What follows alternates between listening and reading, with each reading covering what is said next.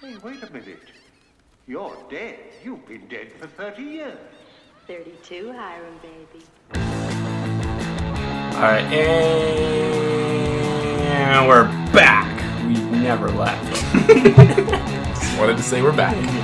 We're like the movie with the dinosaurs. We are back. Oh, like the movie and Dinosaurs, Jurassic Park. Because they made 3 other movies. There's actually 4 dinosaurs. No, like they did the first one, they were back with 3 other movies. We're back! What a scary movie, eh, guys? Talk about scary movies.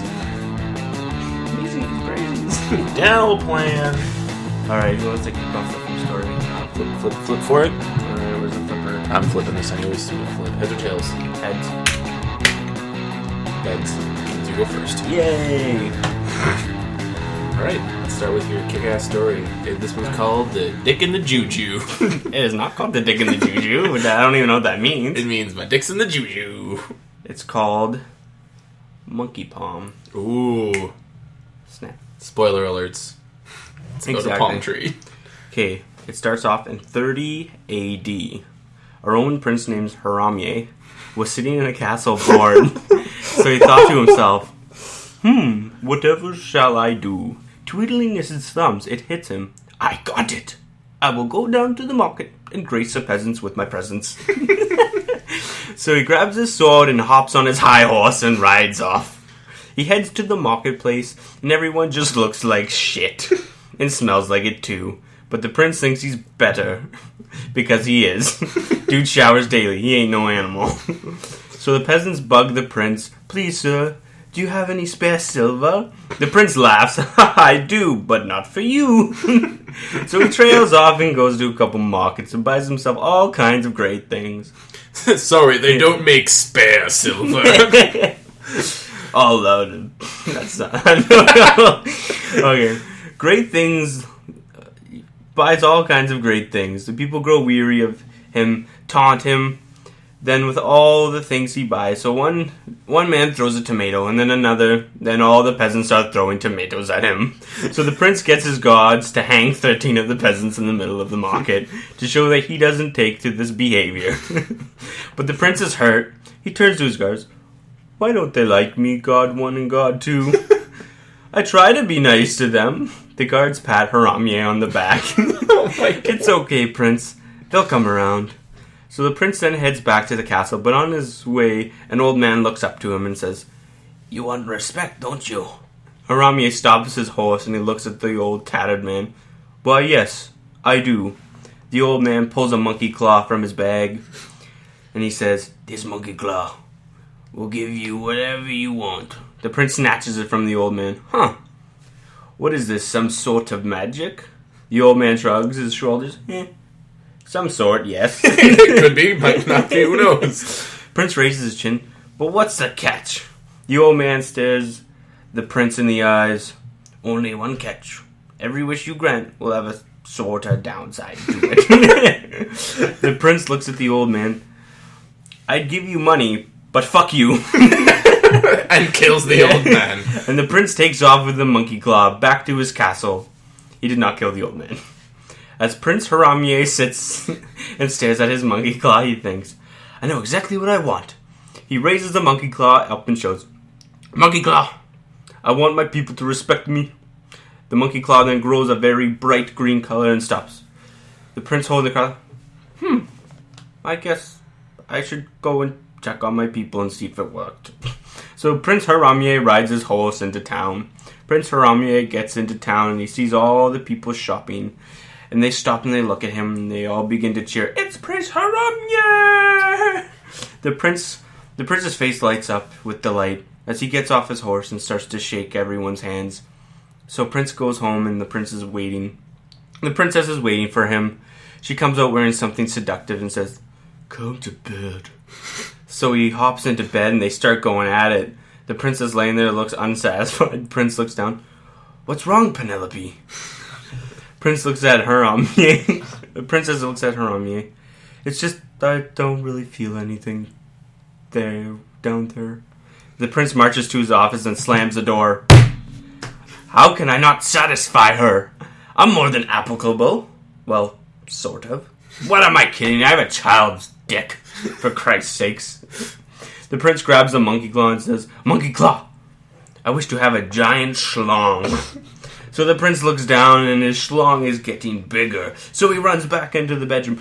Princess, look, I can now satisfy you. The princess looks at his ever-growing schlong. Oh, my. So the prince starts railing her, but his schlong keeps getting bigger. She starts screaming in pain, and kablammo! The princess is blown to pieces. The prince looks down at his schlong. No! It got too big and killed her. The prince runs to his office, grabs a monkey claw. Bring Penelope back, you son of a bitch! Bring her back! The monkey hand glows a bright green color. The prince runs back to the bedroom and he sees the princess all stitched back together like a Frankenstein monster. And not a good Frankenstein, like a good-looking Frankenstein monster, like Robert De Niro Frankenstein monster. That's super gross. So the prince rides on his horse to find the old man. He goes to the town, and the town is on fire. Oh my god, what has happened? Prince Harambe shouts. The old man approaches the prince on his horse.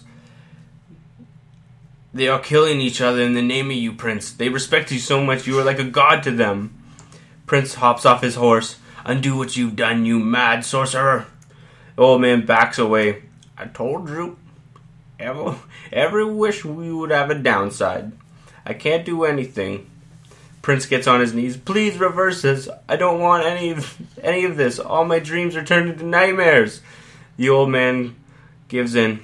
Okay, poor boy. I'll give you as you say. Just suck on my own dick. I will take the wishes back, but you have to do one thing for me.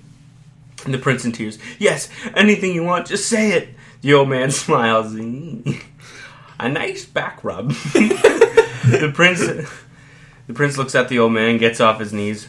How about you change it and I don't stab you in the face with my sword? The old man frowns. Oh, Mr. Soft Pants. Yeah, return everything. Abracadabra. Okay, all is returned. Prince looking pissed. That it? Old man starts laughing. No, you fucking moron. You killed your wife and brought her back in this disgusting puzzle piece way. I can't fix that shit. The old man turns around. The prince gets mad and takes his sword out and stabs the old man through the chest. And kills him.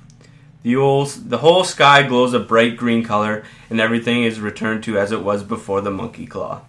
The end. I actually had a really good ending. That was like super good. Everything kind of turned out. The prince was a douche, and nothing really happened to him. It's just a piece of shit. Victimless crimes are the best. And then the old man's just like the biggest dick in the world. I can't fix this shit, man. You fucked up the monkey claw. Hopefully in hell they give back massages. Yeah, he just always has like a kind of bad bag. Yeah. Oh. Ah, damn it. I hate doing monkey slave stuff. Oh, fuck. You ready for my story? Oh, I think... Just give me a second. After this next back rub. I'm ready. Okay. And we're back. Alright, Morty. My story is called The Mask of the Ouroboros. On a fucking spooky night, on a fucking spooky Halloween, much like this one, some spooky fucking time ago, there were 3 average teenagers by the names of Doug, Doris, and Dilbert. Triple D's. Triple D's. They were infamous around their school for being the kids who tried too hard to be funny, but just weren't, so they were pretty much us in high school. Or now. This meant they never left each other's side, much like now. They only ever hung out together. This was the case for literally everything. They had all the same classes, they liked all the same juice, they even liked all the same shitty indie bands. Birds of a feather, I suppose. So one Halloween, the 3 decided that they were too old for Halloween, and even though their parents paid top dollar for their costumes, they were just little fucking shits, and they were too cool for Halloween this year. Fucking assholes.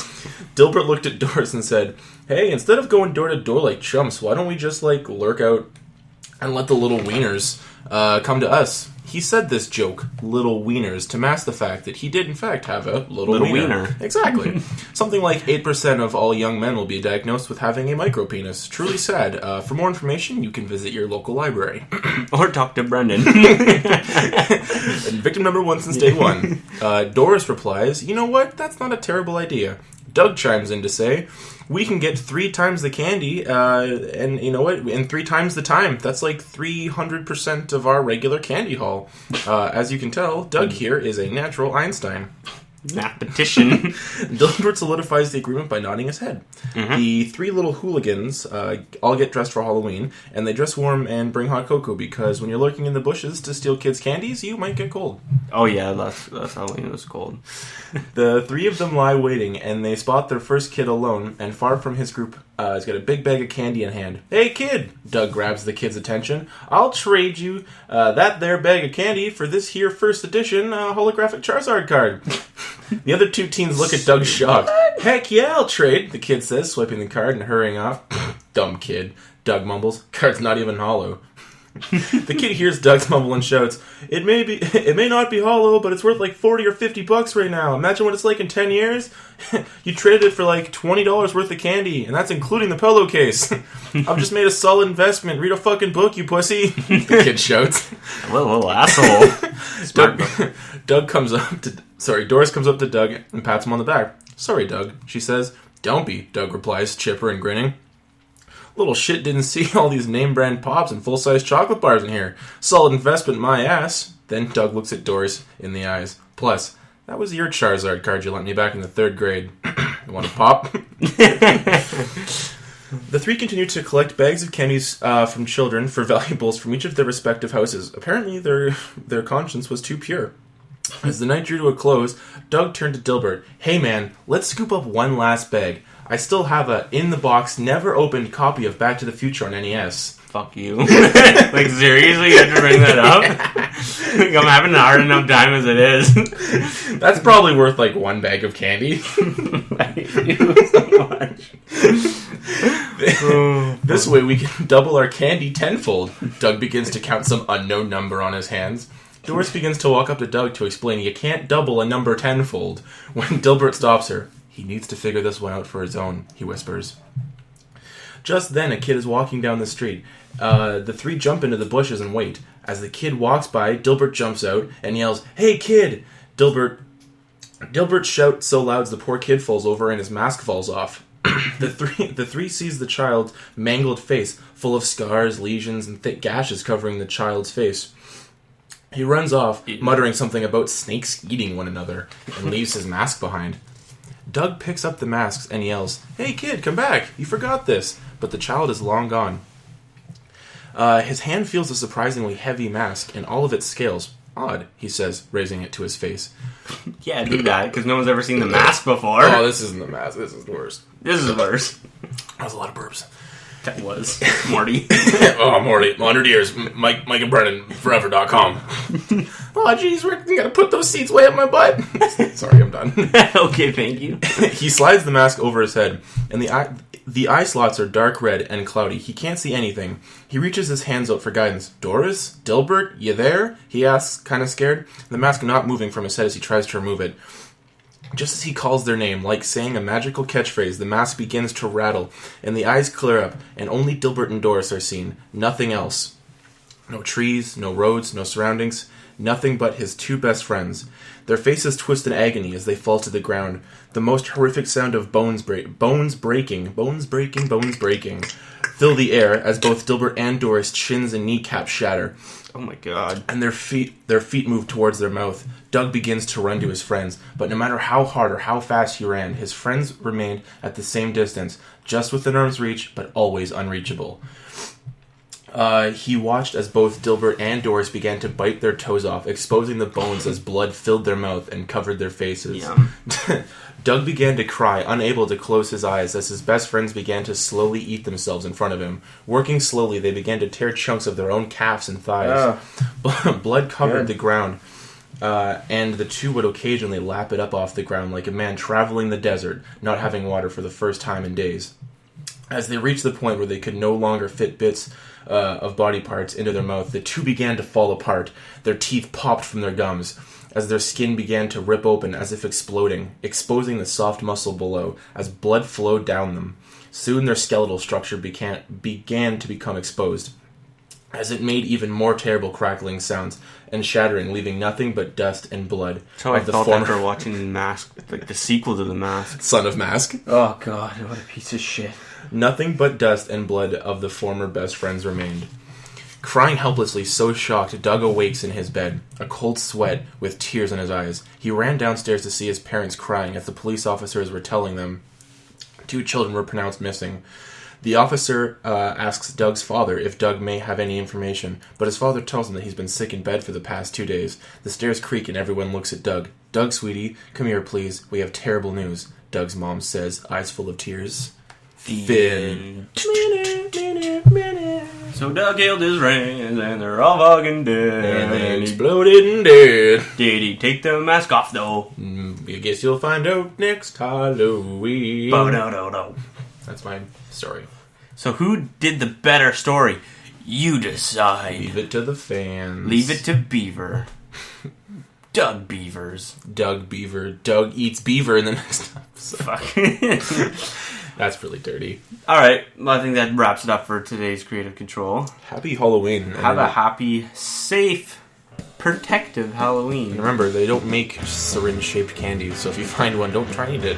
Yeah, and if there's a razor blade out of an apple, why the fuck would you even eat an apple on Halloween, you stupid fuck? Yeah, you deserve to eat that razor blade at this point. Yeah. It's called natural selection for a reason. It's called eat a fucking candy bar. Candy bar. Candy bar. Candy bar. And that's about it for everybody. Be safe on Halloween now. Wrap it up, old prospector. And don't take no monkey claws or masks on the ground. Hey, gross. That's a big no-no. That's a big no-no. Technical foul. All right. See you later, Morty. See you later, Steve.